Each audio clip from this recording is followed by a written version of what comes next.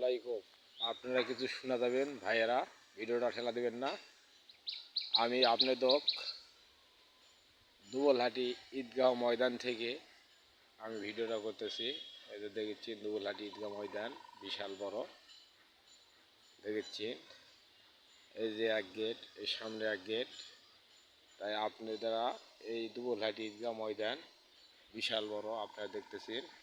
সামনে ওটা মাদ্রাসা, বুঝতে পারলেন।